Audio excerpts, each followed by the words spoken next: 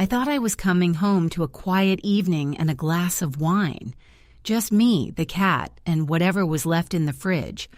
I had no idea that while I was settling in for a peaceful night alone, my daughter, my husband, and his mother were seated at the nicest Italian restaurant in town, running up a tab on my credit card. What made it worse was the text I had in my pocket, a message from Maya, my own daughter, sent at 5:47 p.m. saying the dinner had been canceled. She had typed, "Mom, so sorry, plans fell through. Rain check soon. Love you." I had believed her completely without a second thought, the way you believe people you've spent your whole life trusting.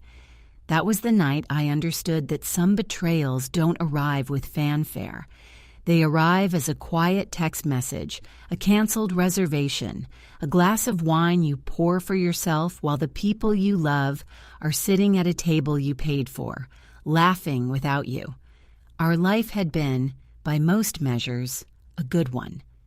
My husband Daniel and I had been married for 19 years, and if the edges of our relationship had softened in the way that long marriages do, less fire, more habit, I had always believed that was simply what love looked like after 2 decades. We lived in the house I had bought with the money from my mother's estate, a 3-bedroom colonial on Elmswood Drive, with cream-colored shutters and a kitchen that always smelled faintly of cinnamon from the candles I kept on the windowsill. It was my house in the deepest sense, not just legally, but emotionally. I had chosen every tile in the bathroom, planted the rose bush along the front walk the spring after my mother died, spent a long Saturday afternoon painting the dining room a shade of sage green that made the whole room feel like it was breathing. Every wall held some piece of me, and I had never once doubted that it always would. Maya was 23 and lived across town in an apartment I had helped furnish. She had always been a little closer to Daniel's family than I entirely understood, but I told myself that was natural. Daughters sometimes drifted, families were complicated. And what mattered was that she still called me most mornings on her way to work and laughed easily when we were together. Those calls were what I held on to. We talked about small things mostly, her co-workers, what she'd watched the night before, whether the new brunch place on Clement Street was worth trying. I loved those conversations with a depth I sometimes kept to myself because it felt almost embarrassing, how much I looked forward to them. Eleanor, Daniel's mother, was a woman who had mastered the art of saying poisonous things in a gentle voice. She was 71, small-boned and silver-haired, with quick, dark eyes that moved constantly, taking inventory. She had opinions about everything: the color I had painted the hallway, the brand of olive oil I bought, the way I loaded the dishwasher. But she delivered those opinions as questions, tilting her head with practiced concern. "Oh, are you sure that's the right approach, dear?" She had a way of making you feel like you had failed a test you hadn't known you were taking, and then of being gracious about your failure, which was somehow worse. I had been tolerating her for 19 years because Daniel loved her, and because I had told myself repeatedly that she didn't mean any real harm. I had been wrong about that in ways that took 19 years and one September evening to fully understand. The dinner had been my idea. We celebrated Daniel's birthday every September at Marco's, a tradition 15 years in the keeping, the kind of ritual that makes a marriage feel deliberate rather than merely ongoing. I had called the restaurant myself that morning, confirmed the reservation for 4 at 7, requested the corner table by the window, and asked them to have a candle. I even called Eleanor personally to confirm the time, and she had sounded warm and grateful on the phone, the way she sometimes did when she wanted something from you. "How thoughtful of you, Claire," she had said. I felt a small, quiet satisfaction at that. The sense of having done something right in her eyes, for once. I thought, on the drive home from work, that maybe this year would be different. Maybe we'd get through a whole dinner without undercurrents, and Daniel would hold my hand across the table the way he used to. Then Maya's text arrived. I was in the kitchen, still in my work clothes, when my phone buzzed. "Mom, so sorry, plans fell through. Rain check soon, love you." A small disappointment settled in my chest. The flat feeling of an evening emptied of its plans. I noticed that she hadn't explained what plans had fallen through or why, but I didn't press. I texted back a heart, poured myself a glass of Pinot Grigio, and moved to the couch. I spent the first hour reading. The cat, a large opinionated gray tabby named Winston, curled against my leg and purred with the unself-conscious contentment of a creature who has never been lied to. The house was warm and very quiet, and I told myself there was something almost pleasant about an unexpected evening alone. I ordered Thai food from the place on Birchwood and ate at the coffee table. There was a low, faint vibration beneath the surface of the evening, too specific for ordinary loneliness, but I kept pushing it down and returning to my book and telling myself it was nothing. It was the credit card notification that broke the surface. I had set up real-time alerts on my personal Visa, the one I used for household expenses, technically in my name only, though Daniel had been an authorized user for years. At 8:14 p.m., my phone lit up on the coffee table, a charge of $312.47 at Marco's Italian restaurant. I sat up so fast I startled Winston off the couch. $312. At the restaurant where I had made the reservation, on a card in my name. I told myself there was a logical explanation for exactly 30 seconds in the patient tone of a person who has always believed the people she loves. Then I put on my shoes, grabbed my keys, and drove the 6 minutes to Marco's. I parked across the street, half into a loading zone, hazard lights blinking amber in the dark. I saw them before I cut the engine. My daughter's white Honda Civic, Daniel's gray Subaru with the ski rack still on from last winter, Eleanor's silver Mercedes sedan with the small dent in the rear bumper from when she had backed into a parking pillar 2 Christmases ago. 3 cars. 3 people who had collectively told me the evening wasn't happening. The physical sensation of that moment is still difficult to describe accurately. It was not hot anger. That came later. It was something colder and more disorienting, like the world had very gently pivoted on its axis while I wasn't watching, and I was now standing in a version of my life that ran exactly parallel to the one I thought I was living. My hands were steady on the steering wheel. My breathing was even, but something behind my sternum had cracked cleanly along a seam I hadn't known was there.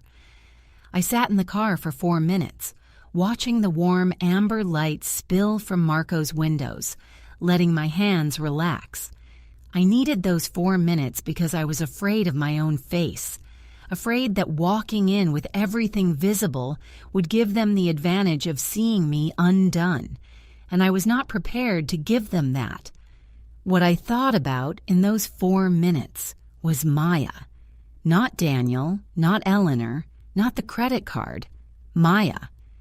My daughter had typed "love you" while she was already on her way to that restaurant, or standing in its parking lot, or seated at the candlelit table.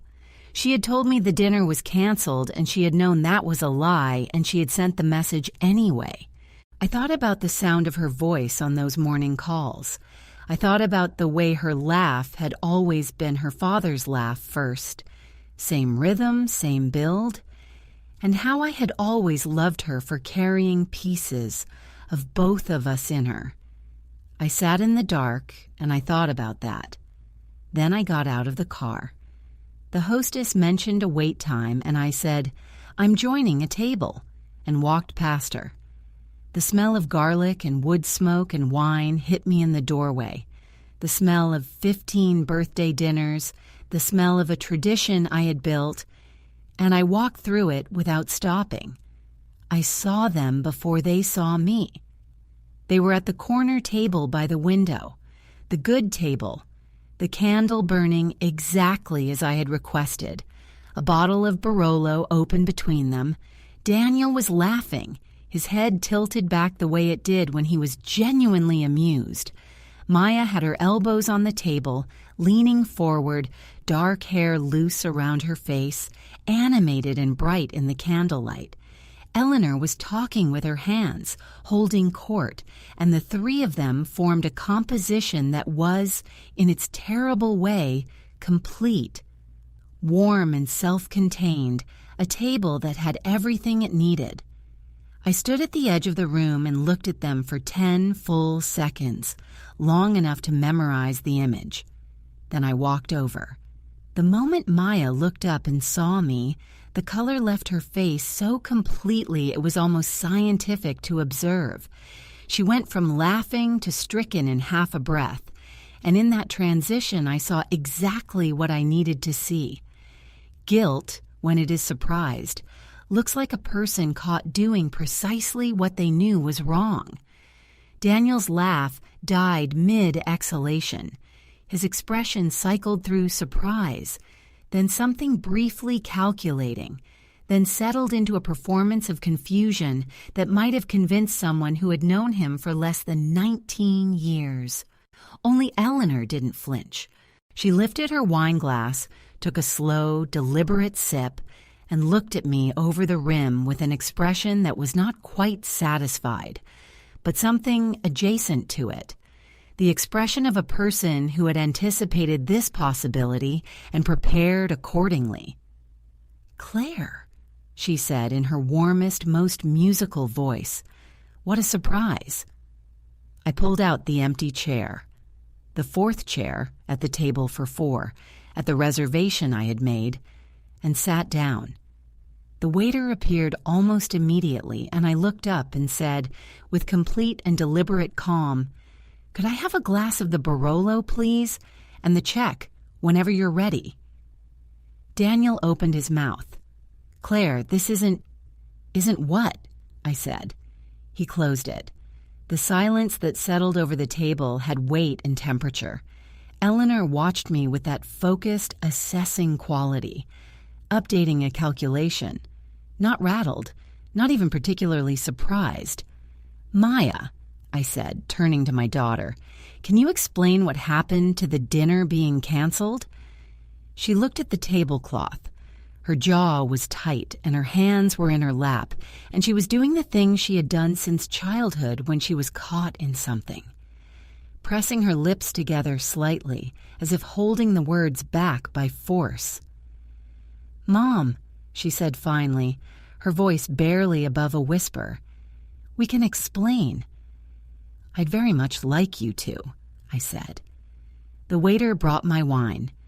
The Barolo was excellent, dark and warm with the particular finish that means something properly kept, and I noted with detached clarity that the bottle must have cost at least $90, that the total bill before my arrival had reached $312, and that every cent of it was on a card in my name that I had not known included Eleanor as an authorized user until 45 minutes ago. "It was last minute," Daniel said carefully in the voice of a man who had prepared something to say. "Mom called. It seemed like a good idea to keep things low-key this year. You've seemed exhausted. We thought you could use an evening to yourself." "You thought I could use an evening to myself," I repeated. "We were trying to be considerate," Eleanor added, folding her hands on the table. The composed gesture she used when she wanted to communicate perfect reasonableness. "You've seemed tired lately, Claire. A bit overwhelmed."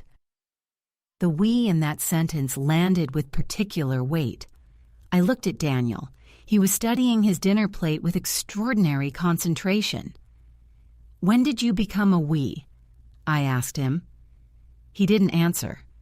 "Daniel, when did you and your mother become a we that makes decisions about what I need and instructs my daughter to lie to me about it?" "You're making this bigger than it is," he said carefully. "The card thing was an honest mistake." "Which card thing? The charge tonight, or the fact that I apparently have a third authorized user on my personal account that I never consented to?"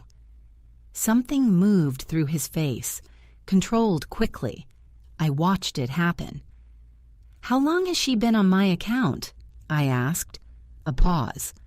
Long enough to be its own answer. "Daniel." He glanced at Eleanor. Quick, reflexive, the glance of someone looking for direction, and she gave it. A barely perceptible stillness, a minute adjustment that meant don't.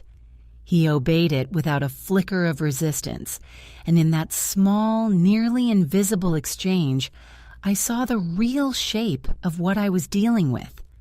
7 months, Eleanor said pleasantly, since Daniel had apparently decided the tablecloth was more interesting than my question. Since February, I needed access for emergencies. Daniel and I discussed it, and he felt it was sensible. "And in 7 months," I said, "how many emergencies required $312 at an Italian restaurant?" I stood up from the table, picked up my purse, and looked at Daniel with one long, clear, deliberate look. "The account will be changed tomorrow morning, and then you and I are going to have a real conversation, with no version of it where your mother's presence gives you permission to say less than the truth." I looked last at Maya. She still couldn't meet my eyes. On her face, guilt and grief and something that looked, underneath both, uncomfortably like relief, as though being caught was better than continuing to carry whatever she had been carrying. That look frightened me more than any of the rest of it. I walked out of the restaurant into the September night. The air was cool and tasted of exhaust and dying leaves and the faint ghost of a cigarette from somewhere up the block. I stood on the sidewalk and looked up at the dark sky above the streetlights, and I let myself breathe, and I thought about the image of the 3 of them at that corner table. Warm, complete, utterly self-contained. And I understood, with the slow, cold clarity of something long suspected and finally proven, that this was not the first dinner I hadn't been invited to. It was simply the first one I had found. And beneath that understanding, something deeper and more frightening was already forming. A credit card charge and a canceled reservation were not, in themselves, a plan. They were symptoms. They were the visible surface of something whose depth I had not yet measured. Tomorrow I was going to start measuring it. I didn't sleep that night. I lay on my side of the bed. Daniel had not come home. I had not texted to ask where he was, and stared at the ceiling, listening to the house settle around me in the dark, the familiar ticking of pipes, the low hum of the refrigerator, Winston rustling in the hall. These were the sounds of my house, the house I had paid for with money my mother spent 40 years saving, money she had transferred to me 6 months before she died, with a quiet, fierce insistence that I put it somewhere safe and somewhere mine. I got up at 6 and called the bank at 8. Within 4 minutes of providing my account number, I was looking at 7 months of charge history on my personal Visa with the thoroughness I should have been applying all along. I had been checking the balance, not the line items. I saw it now. The dinner at Marco's was not the first charge.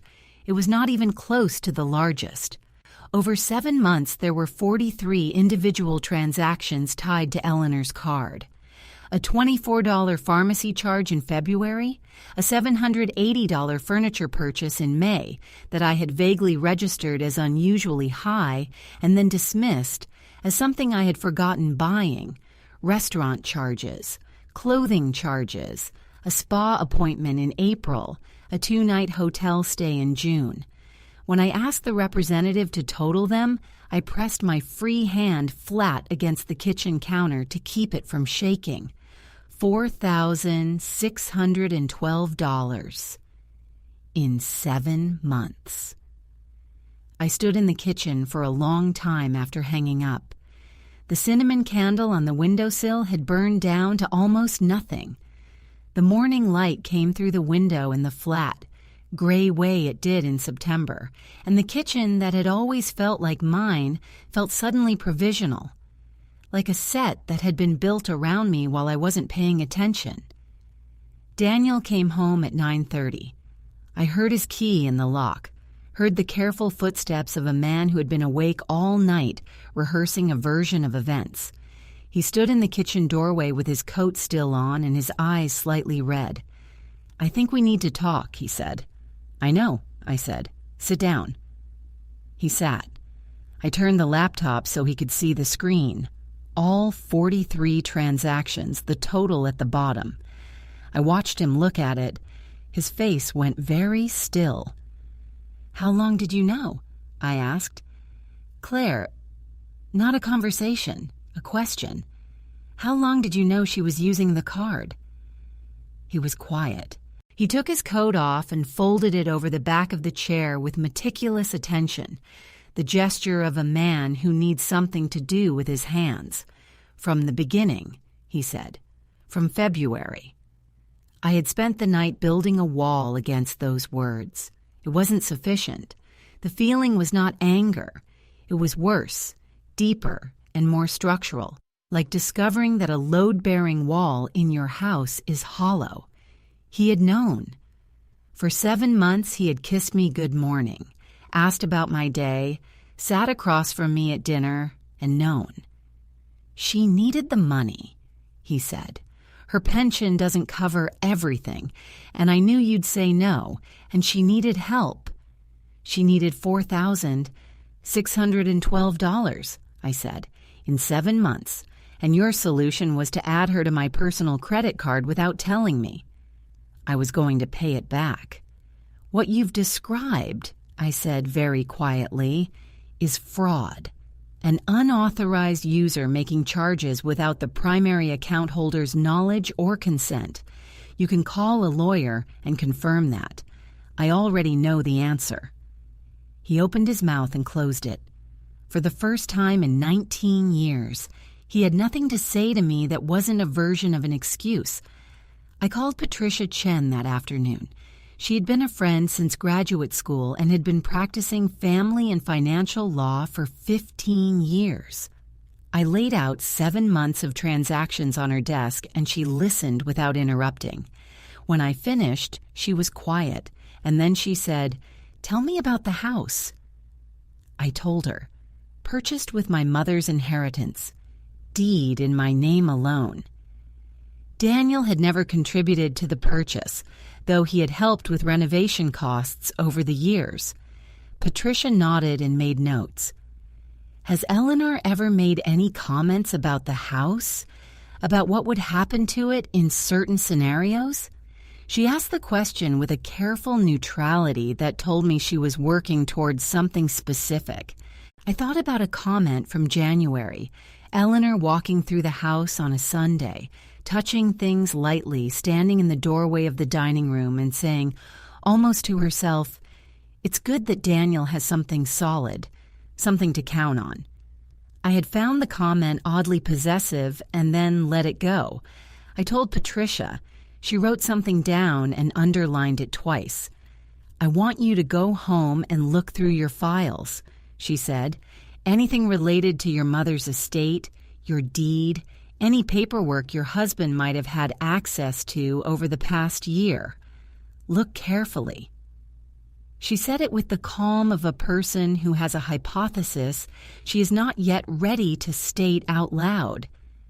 Maya called at 6.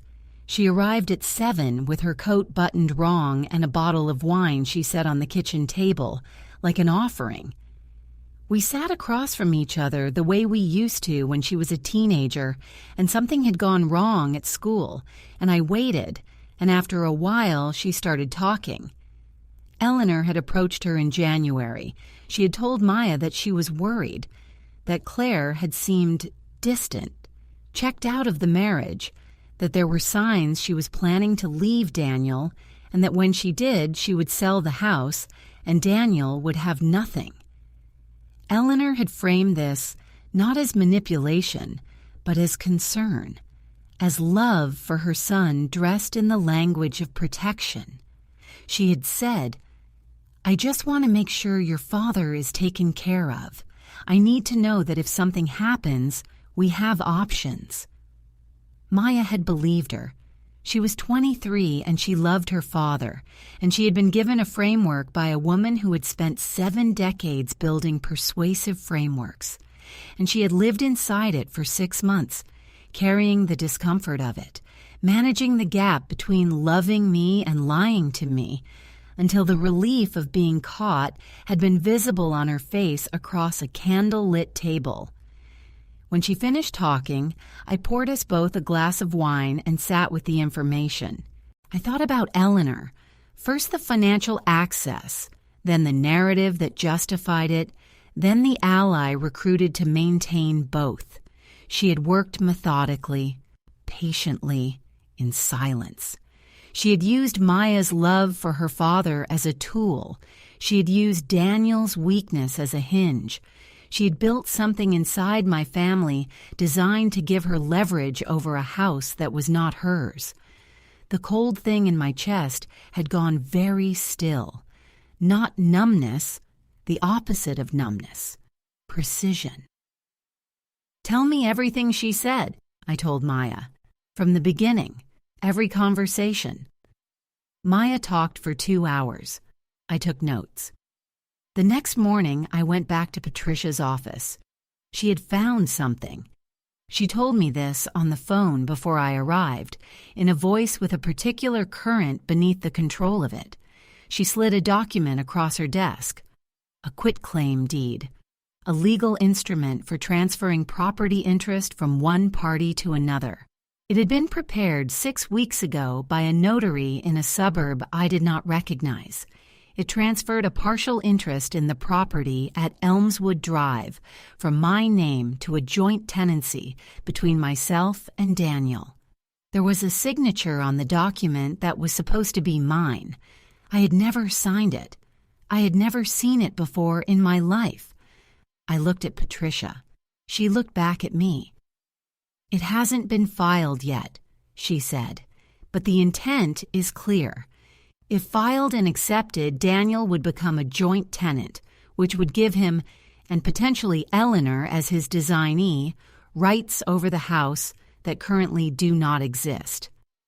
"This is forgery," I said. "Yes," she said, "it is."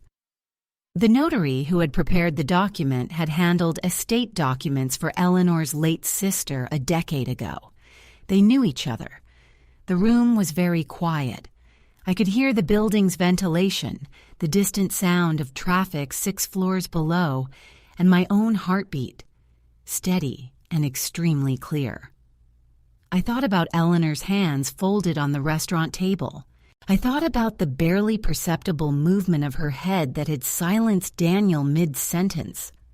I thought about the 7 months she had spent building this, methodically and in silence, inside the walls of my house, using the people I loved most. "What do I do?" I asked. Patricia folded her hands. "You act before it's filed," she said. "You secure the property, report the fraud to the bank, file a police report for forgery, and serve your husband with papers that make the legal situation absolutely clear to everyone involved, including his mother." I drove home and sat in the car in the driveway of the house on Elmswood Drive.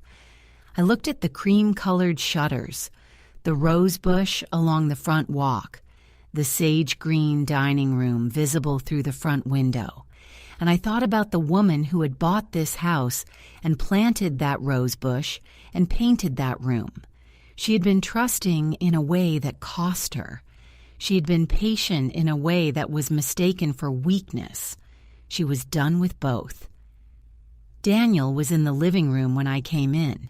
He stood up when he saw my face. "Claire, you need to call a lawyer," I said. "Today. Not because I'm asking, because you're going to need one." I set the copy of the quitclaim deed on the coffee table in front of him. I watched him look at it. The color left his face completely. "I didn't know about the deed," he said. "She didn't tell me about the deed." "I believe you," I said, and I did. "It doesn't change anything." Patricia filed the police report on Thursday.